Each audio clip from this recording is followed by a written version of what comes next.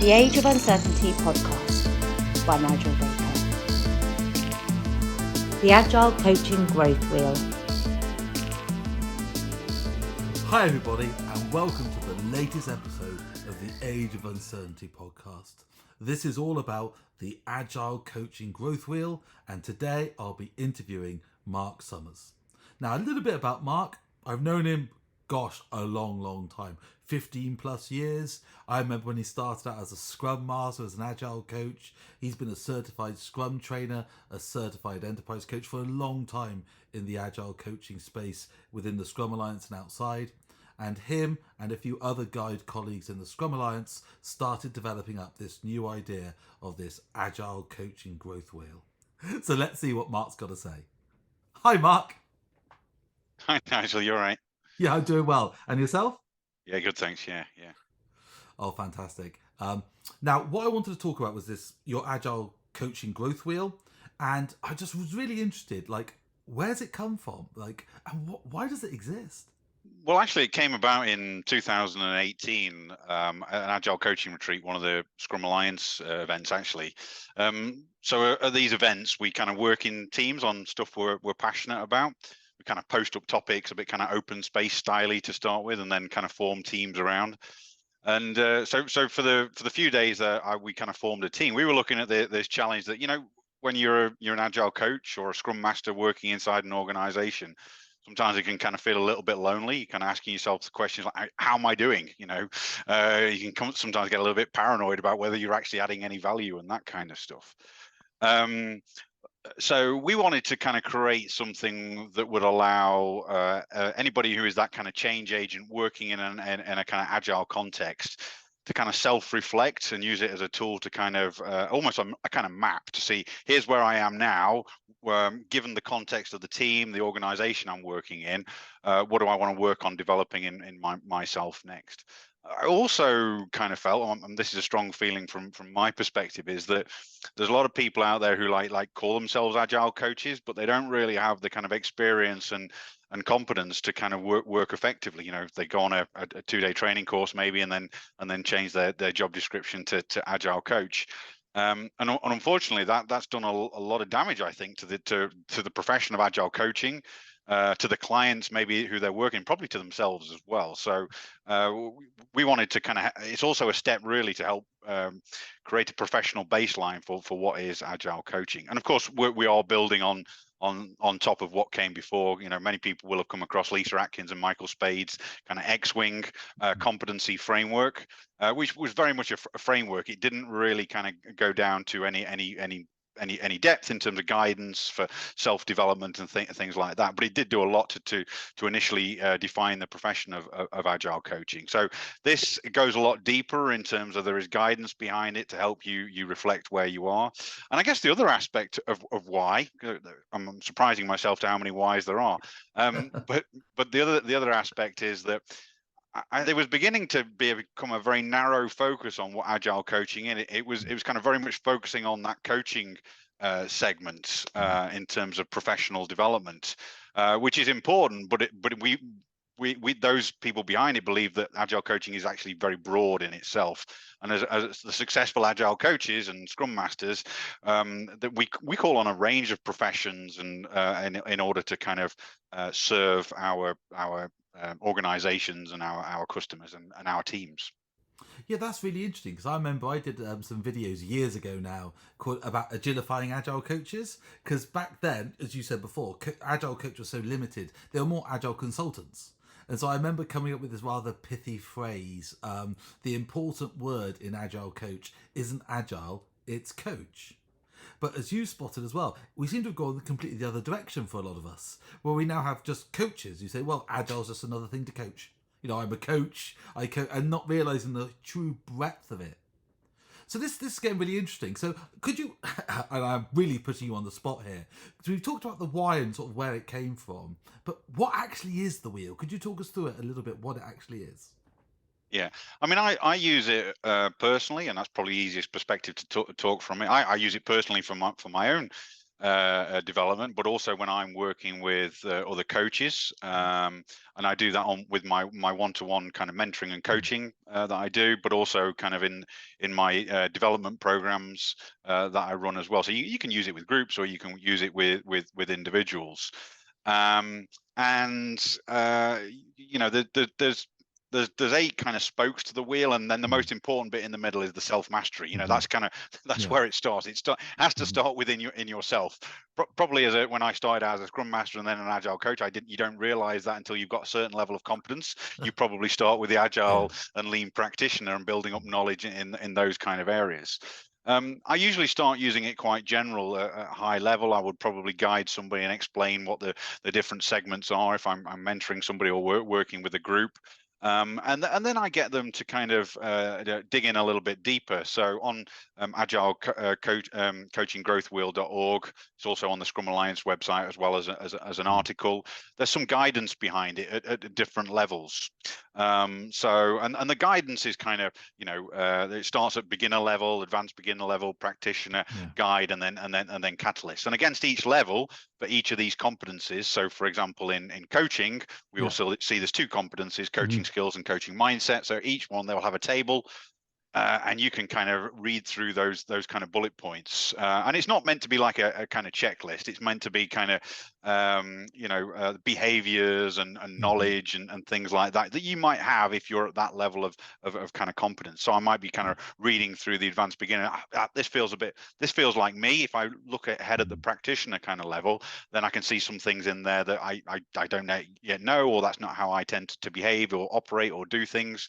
Therefore, that's my opportunity for learning. If I want to grow in this area, okay, then my next question I can ask myself is, what do I need to do to kind of get to that next level of competence? Yeah, so if you look on the screen now, there's sort of 3 major areas here. We've got this self-mastery in the middle. We spoke about, know thyself. We've got this outside ring of domain knowledge.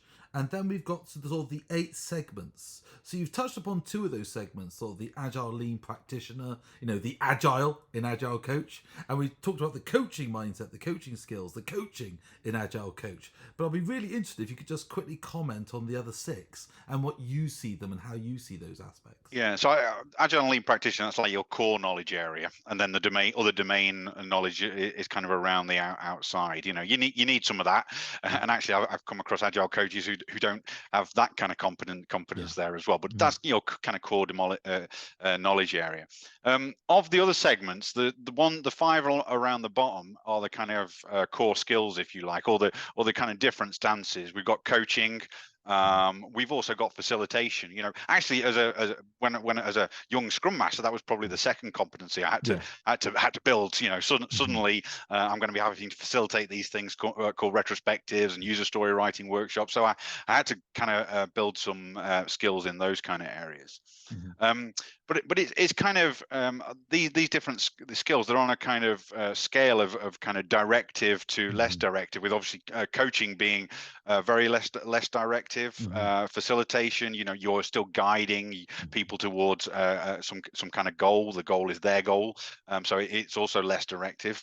But then things like on the other end of the scale, you've got advising, and this is you as a trusted advisor.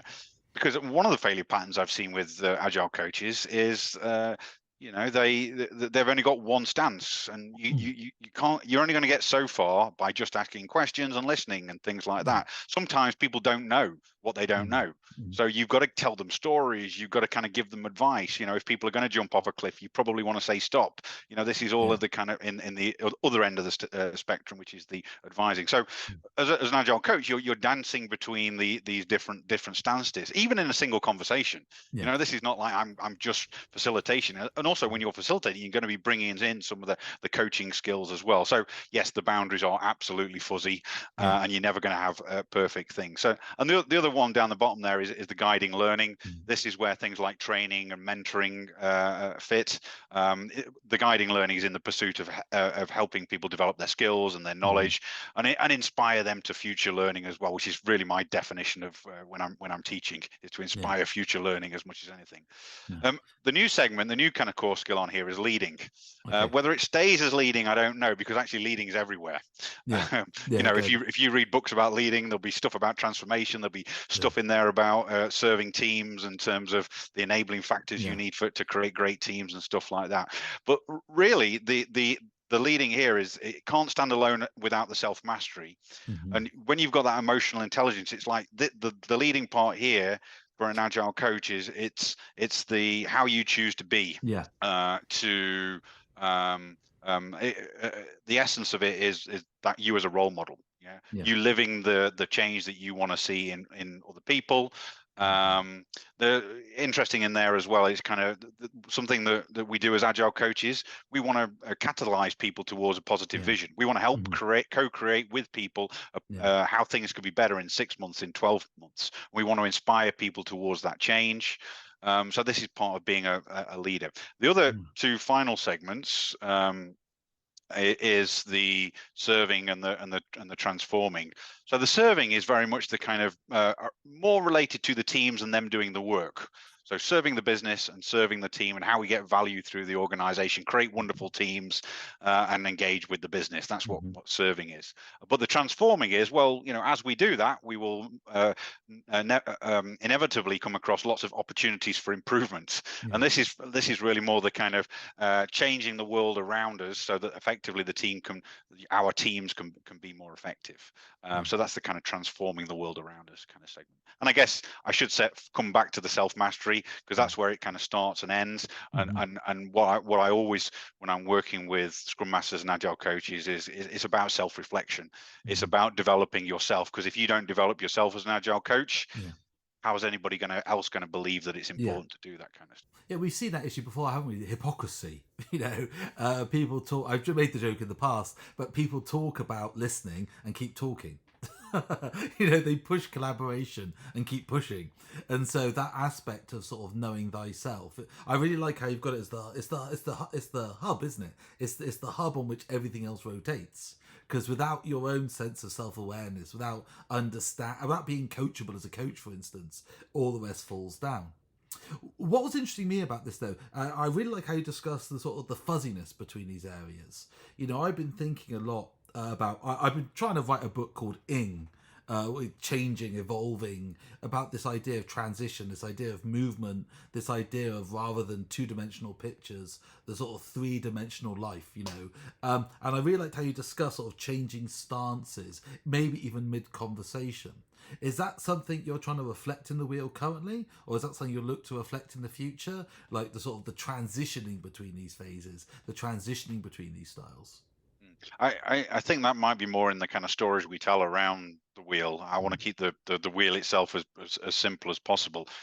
But yeah, I mean, it's worth saying that you're probably never in just one of the stances or one of the segments of the wheel. You're probably in at least one of either serving or transforming, because you're either kind of enabling the team and the business, or you're transforming within the organization. And then you're probably using, you might be using coaching to do that. You might be using facilitation. You might have a mindset of of some of the self-mastery and leading mindset stuff in there as you're doing that kind of stuff. So there's a good chance that you're in at least 2, 3, or 4 of these segments at any one time. But yeah, absolutely. Within a conversation, you might be using a coaching stance, but realize there's some missing knowledge.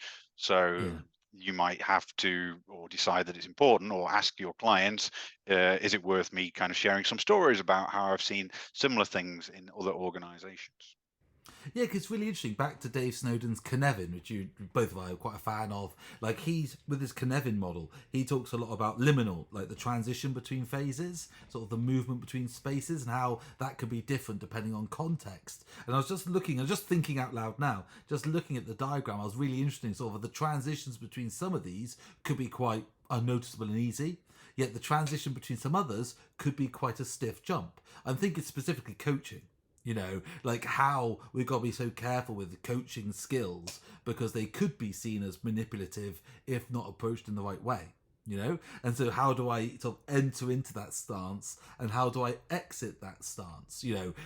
I can't think of a good example, but I'm going to make one up. If I'm coaching someone and I'm helping them discover their own answers to their own complex problems, but then something comes up that is illegal, or organizationally dangerous, and I need to step out of the coaching stance. How can I do that in an elegant way? Do I need to? I just think that would be really interesting to have as a conversation piece. The idea of flow or movement between stances, the idea of transitioning, and that takes me to a second point actually, which is. So I remember seeing. So this is an obscure reference for the viewers. Okay, so when I was a boy, I loved Warhammer. The Games Workshop stuff, the toy soldiers. No, I shouldn't call them toy soldiers. Fantasy miniatures. And I always remember when I was a kid, there was something called the Colleges of Magic, right? Which had a wheel. That was like I can't. Now this is where my knowledge fails. What I'll do is I'll put a link here on the screen so we can all look it up afterwards. But what I remember was they had these like 12 colleges of magic, and each college had like an opposite. So on the other side of the wheel was something that was the opposite of that side of the wheel. I was just wondering if the placement in the wheel had anything similar. Is the placement just purely by chance? Is there any sort of deliberate relationship between the items that are close to each other or the items that are far away? I wouldn't say opposites. By the way, I love the reference to kind of Warhammer and Dungeons and Dragons. I shall have to ask my son about the different schools of magic. He's a big fan. Um, well, certainly the I would say that you'll see the core skills are at the bottom, and we've got the kind of on one side we've kind of got the less directive, and on the other side maybe the guiding, learning, and advising is a little bit more directive. You've got transforming and serving, not directly opposite, but kind of either side of that core domain knowledge. There is some, but it's not like the opposite or. But there is a pattern in the placement, is what you're saying. And I guess as a coach, you could use those patterns to bring out learning points. To say, okay, because I quite like the opposite of advising is serving.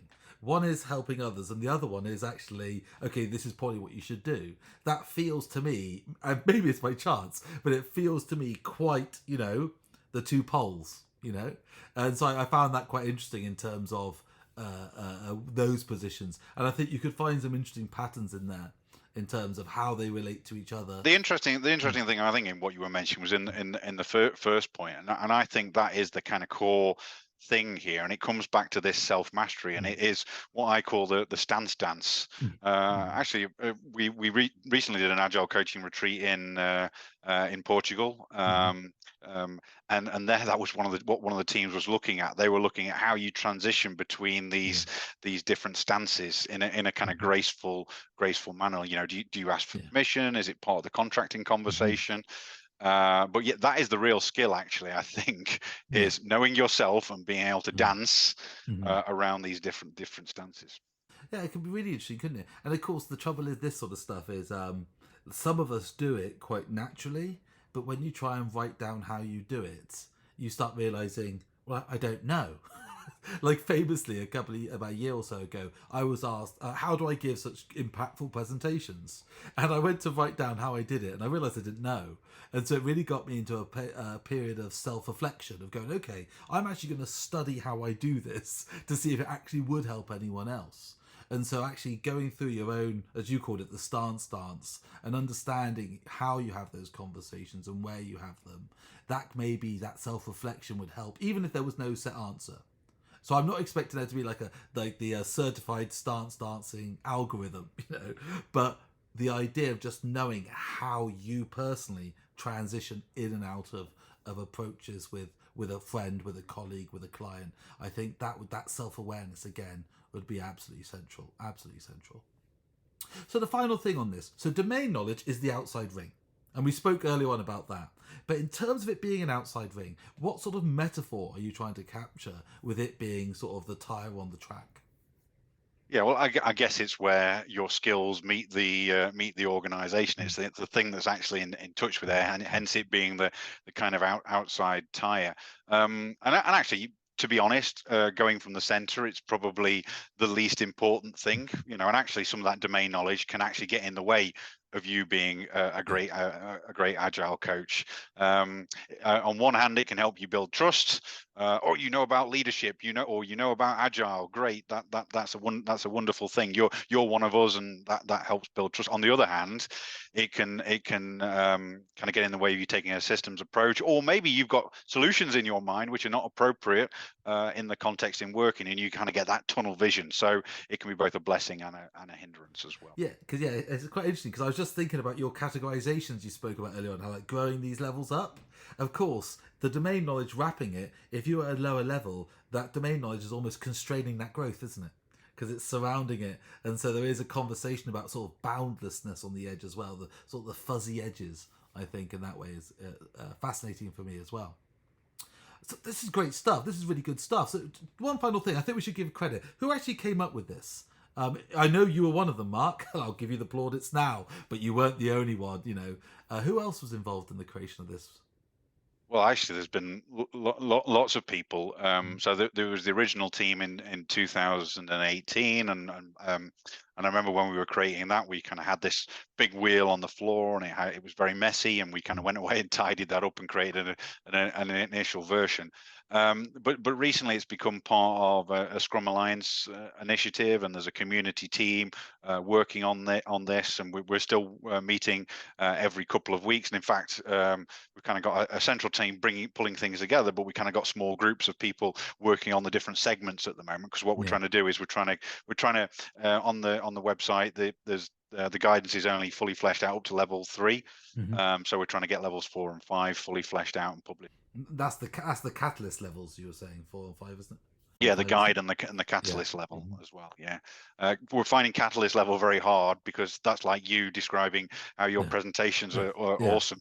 It's at the level. It's so difficult to write down. What does it mean to be at that level? So that's what we're kind of working on at the moment.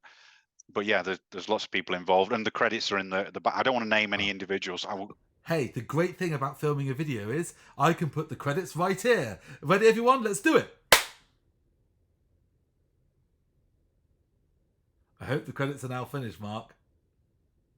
There we go. So thank you for the people contributing to this. And where can they go to discover more? You've mentioned the website. What was the URL again? It was Agile Coaching Growth Wheel.org. It's also an article on the Scrum Alliance website as well. So yeah, that's where it is. Also on the Agile Coaching Growth Wheel.org, we've also now got a community tab with a few of the people who are in the team creating this. And if you want to support, they've got a little bit of bio on there, so you can see which their particular interests on. And if you want some support, reach out to somebody who resonates with you, and they can maybe tell you how you can integrate it into your coaching programs or your training programs or whatever. Oh, thank you so much. That sounds brilliant. Thank you, Mark. I really appreciate you spending this time with me. I've learned a lot already here, and I hope everyone else watching has as well.